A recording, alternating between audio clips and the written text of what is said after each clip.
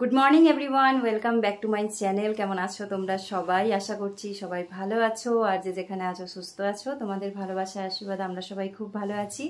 তো আজকে তোমাদের সাথে নতুন একটা ব্লগ শেয়ার করছি। আশা করছি তোমাদের ব্লগটা ভালো লাগবে, আর ভালো লাগলে পরে অবশ্যই শুরুতেই একটা লাইক করে দাও আর কমেন্ট করে জানিও ভিডিওটা কেমন লাগলো। আর একটা রিকোয়েস্ট থাকবে যে কেউ স্কিপ করে ভিডিওটা দেখো না, খুবই কম সময়ের মধ্যে তোমাদের সাথে ভিডিওটা শেয়ার করছি।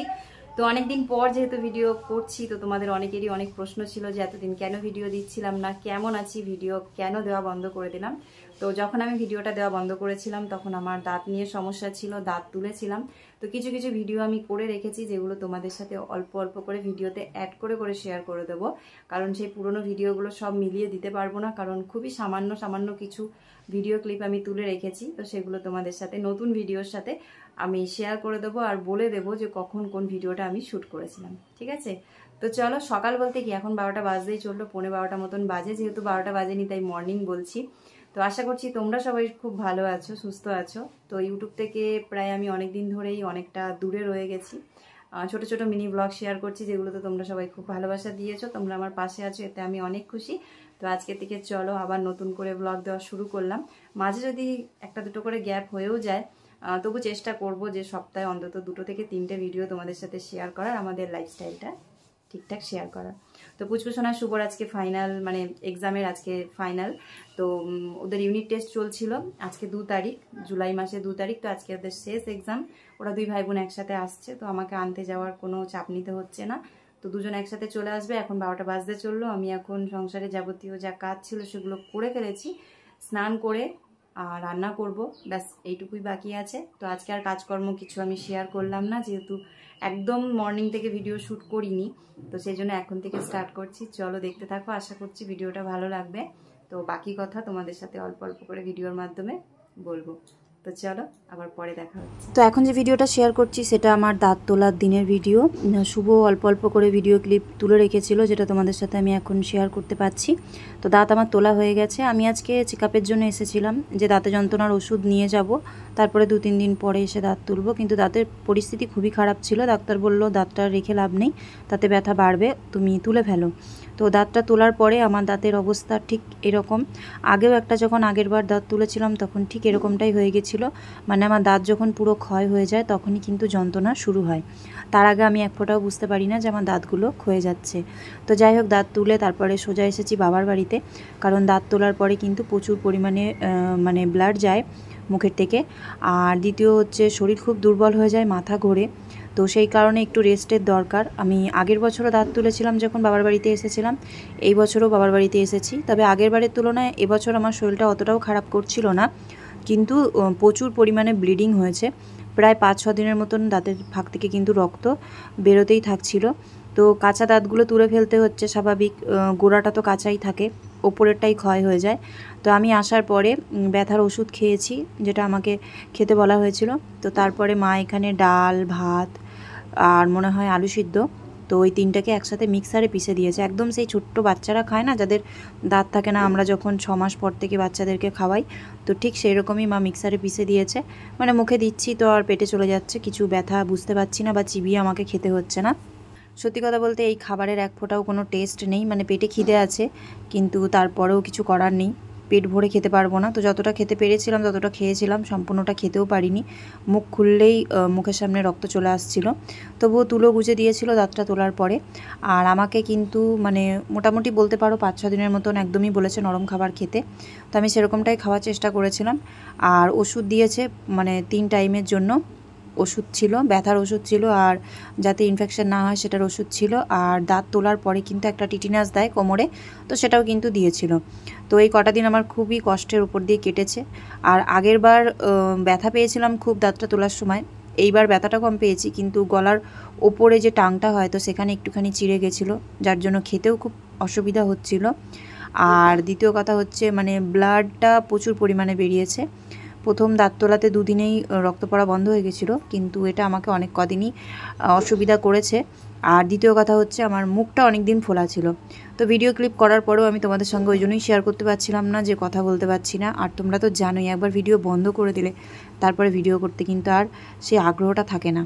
তো ওই জন্য এতদিন পর্যন্ত আগ্রহ করে আর ভিডিও দেওয়া হচ্ছিল না। তো আমার খাবার তো খাওয়া কমপ্লিট হয়ে গেছে। তো তারপরে দেখছি আখের রস বিক্রি করতে এসেছে। তো ভাবলাম আখের রসটা যেহেতু লিকুইড জাতীয় আর খুব একটা আমাদের এখানে আখের রসটা পাওয়া যায় না, তো ওই জন্য বাবার বাড়ির সামনে দিয়ে যেহেতু যাচ্ছে তো সবার জন্য 1 গ্লাস করে আখের রস শুভকে বললাম নিচে গিয়ে নিয়ে আসতে, মানে একবারে মগে করে নিয়ে আসবে আর সবাই মিলে গ্লাসে ঢেলে খেয়ে নেবো। আর এর মধ্যে একটু বরফ দিয়ে দেবো। আমাকে এখন আজকের দিনটা ঠান্ডা ঠান্ডা জিনিসই খেতে বলেছে, গরমটা একদমই খেতে মানা করেছে। আর এই যে পুচকুসোনা আমি, তো গালের এক পাশটা দেখতেই পাচ্ছ মানে প্রচুর পরিমাণে ফুলে গেছে, মুখ তো আমি খুলতেই পারছি না। তবে এই টাইমে কি বলো তো, আমার মুখটা কিন্তু অবশ হয়ে আছে, মানে আমি কিছু ফিল করতে পারছি না মুখের ভেতরে কি হচ্ছে না হচ্ছে, কোনো ব্যথা জ্বালা যন্ত্রণা কিচ্ছু ফিল করতে পারছি না। খালি ওপর দিয়ে হাত যখন দিচ্ছি তখন মনে হচ্ছে যে না মুখের এই পাশটা প্রচুর পরিমাণে ফোলা, আর তাছাড়া কিছু বোঝা যাচ্ছে না। তবে বিকালের দিক থেকে আবার মুখে একটু ব্যথা যন্ত্রণা এগুলো হচ্ছিল। তো আমার দাঁত তোলার 2-3 দিন পরেই ছিল জামাই ষষ্ঠী, তো মুখের ফোলা তো দেখতেই পাচ্ছ এখনও কমেনি। আমরা জামাই ষষ্ঠীর দিন ষষ্ঠী তলায় পুজো দিতে এসেছি, মা ওদিকে রান্নাবান্না সারছে। তো সেগুলো কিন্তু তোমাদেরকে আমি মিনি ব্লগে শেয়ার করেছি, তোমরা যারা এখনও আমার মিনি ব্লগগুলো দেখোনি তারা একটু দেখো, তাহলে বুঝতে পারবে। তো তারপরে ওইখানে আর কোনো ভিডিও শ্যুট করা হয়নি, আর তাছাড়াও যা ভিডিও শ্যুট করেছিলাম সেগুলো সব মিনি ব্লগে আমি শেয়ার করে দিয়েছি, কারণ লং ভিডিও করাও হচ্ছিল না আর দেওয়াও হচ্ছিল না। তো তারপরে আমাদের বাড়িতে এই যে দেখতে পাচ্ছ ইট দেওয়া হয়েছে ফাঁকা জায়গাটায়, যেখানে আগে শুধু মাটি ছিল, ঘাস পাতা হতো বারবার করে। তো সেখানে ইট পেতে দেওয়ার পরেও কিন্তু প্রচুর জঙ্গল হচ্ছিল। তো সেই জঙ্গলগুলো হওয়ার কারণে আমাদের খুবই অসুবিধা হচ্ছিল, বারবার জঙ্গল পরিষ্কার করার জন্য আলাদা করে খরচা করতে হতো যখনই মিস্ত্রি দিয়ে পরিষ্কার করাতাম। তো তোমাদের দাদাভাই বুদ্ধি দিল যে না এই জায়গাটা একবারে ঢালাই করে দেওয়া হোক, তাহলেই ভালো হবে, কারণ এখন তো আমরা সরকারি ঘর পাচ্ছি না, কবে পাবো না পাবো সেটাও জানি না। তো ওই জন্য এই জায়গাটা ঢালাই করা হবে। আর এখানে দেখো গাছে প্রায় 5টা থেকে 6টা মতন কুমড়ো হয়েছিল, তো একটা মাত্র দোকানে বিক্রি করেছি, আর বাকিগুলো কিন্তু আমরা নিজেরাই বাড়িতে খেয়েছি। কারণ বলে যে ফলন তো গাছ থেকে কোনো ফল হলে নাকি মানে নিজেদেরও খেতে হয় আর বিক্রিও করতে হয়। তো যাই হোক আমি সেরকমভাবে কিছু বিক্রি করিনি, নিজেদের খাওয়াটাই আমি মনে করেছি আগে দরকার, তারপরে বিক্রি করা। তো একটা কুমড়ো মাত্র বিক্রি করেছিলাম, আর বাকি কিছু বিক্রি করিনি, সব আমরা খেয়েছি। আর জঙ্গলটা কিন্তু আগের দিন পরিষ্কার করে দিয়ে গেছে, আর পরের দিনকে সিমেন্ট বালি পাথর এগুলো সব আনা হয়েছে। আজকে কিন্তু ঢালাইয়ের কাজ হবে, মানে নর্মাল সিমেন্ট বালি পাথর এগুলো ঢেলে হালকার উপরে ঢালাই করে দেওয়া হবে, যাতে এই জায়গাটাকে আমরা ইউজ করতে পারি আর ঘাস পাতাটা তেমন একটা না হয়। তো এই দেখো এই সামনেটাও যেটা পাইপলাইন করা হয়েছিল বেসিনের জন্য, সেটাকেও বলেছিলাম একটু ভালো করে ঢালাই করে দিতে, তো সেটা ঢালাই করে দিয়েছে। আর বাকি আদার্স পুরোটাই ঢালাই করা হয়ে গেছে, তোমাদেরকে একবার ভালো করে ঘুরিয়ে দেখিয়ে দিই। তো অনেক কিছু মাঝখানে মিস হয়ে গেছে, তোমাদেরকে অনেক ভিডিও শেয়ার করতে পারিনি, কিছু করার নেই, শরীরও খারাপ, তার মধ্যে একটার পর একটা বুঝতেই পারছো জামাই ষষ্ঠী পড়ে গেছিলো। তারপর বাড়িতে এই যে ছোটোখাটো কাজগুলো এগুলো সব কিছুই তো আমাকে একাই ম্যানেজ করতে হচ্ছে, বাড়িতে তো আর কেউ নেই, তোমরা সেটা সবাই খুব ভালো করে জানো যারা আমার ডেলি ব্লগ প্রথম থেকে দেখে আসছো। তো সেই কারণে এতদিন শেয়ার করতে পারিনি, কিন্তু কিছু ছোটো ছোটো ইম্পর্টেন্ট জিনিস যেগুলো সেগুলো আমি ভিডিও করে রেখেছিলাম, তো সেগুলোই তোমাদের সঙ্গে এত লেট করে শেয়ার করছি। আশা করছি এখন থেকে অল্প স্বল্প হলেও তোমরা আমাদের লাইফস্টাইলের বিষয়ে আপডেট পাবে, এতদিন তো দিতে পারিনি। যাই হোক, তো এই দেখো পুরো ঢালাই করা হয়ে গেছে, দেখতেও কিন্তু খুব সুন্দর লাগছে। আর এখানে কিন্তু হাঁটাচলা করতে বা দিন বলো রাত বলো আমাদের কিন্তু বেরোতে আর আগের মতন ভয় লাগবে না। তো বাড়ির ভোলটা একদম পুরোই পাল্টে গেছে, তাই না? তো আগে তো ছিল মাটি, জঙ্গল হয়ে থাকতো, তারপরে তো ইট পাতা হয়েছিল, কিন্তু ইটের ওপর দিয়ে এত পরিমাণে ঘাস বেরোচ্ছিল সে আর বলার কথা না। তো সেই জন্য এরপরে সিমেন্ট বালি দিয়ে ঢালাই করে দেওয়া হলো। তো সুজিকে আজকে ভেতরেই রাখা হয়েছে, কারণ পুরোটার যেহেতু ঢালাই করা হয়েছে এখনও ঠিক মতন শুকায়নি, ওর পায়ের নিচে সিমেন্ট বালি লেগে যাবে সেও একটা, আর ও তো যত পারবে নরম জায়গা খুঁড়বে, তো সেই কারণেই ওকে ঘরে ঢুকিয়ে রাখা হয়েছে। আর বাকি সারা দিনের মধ্যে ভিডিও শ্যুট করতে না পারলেও আমি একবারে পুরো রেডি হয়ে যাওয়ার পরে তোমাদেরকে দেখাচ্ছি। তো তোমরা একটু কমেন্ট করে জানিও কেমন লাগছে। আর কিছু কিছু জায়গায় যে যেরকম দেখছো ফাঁকা মাটি আছে গাছপালা আছে, এগুলো আমি রাখতে বলেছি, কারণ আমি গাছপালা খুব ভালোবাসি, অল্প জায়গা হোক কিন্তু তবুও মানে আমি রেখে দিয়েছি বলে।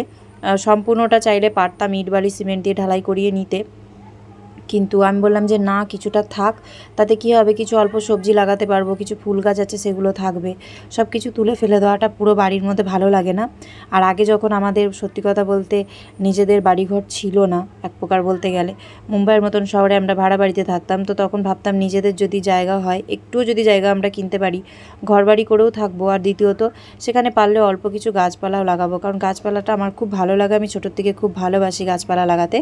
তো সেই কারণেই সামান্য কিছু জায়গা জায়গা রেখেছে, আর বাকি কিন্তু সব ঢালাই করে দিয়েছে। আর আমাদের পাকা ঘরের সামনেটা একটুখানি নষ্ট হয়ে গেছিলো, সিমেন্ট বালিগুলো জল পড়ে পড়ে ক্ষয়ে যায়, তো সেটাকেও কিন্তু একটু ঢালাই করে দিয়েছে। যেহেতু অনেক দিন পরে তোমাদের সাথে ভিডিও শেয়ার করছি, তো ওই জন্য বেশি ভিডিও আর তোমাদের সাথে শেয়ার করলাম না আজকে। নেক্সট ভিডিও থেকে তোমাদেরকে আবার আপডেট দেব, আর কি হয়েছে এই কিছু দিনের মধ্যে আমাদের লাইফস্টাইলে, তো সেগুলো সব তোমরা ছোট্ট মিনি ব্লগগুলো একটুখানি ফলো করো, তাহলে জানতে পারবে। তো চলো আজকে ভিডিওটা এখানেই শেষ করলাম। কেমন লাগলো অবশ্যই জানিও, আর ভিডিওটা ভালো লাগলে লাইক কমেন্ট করো।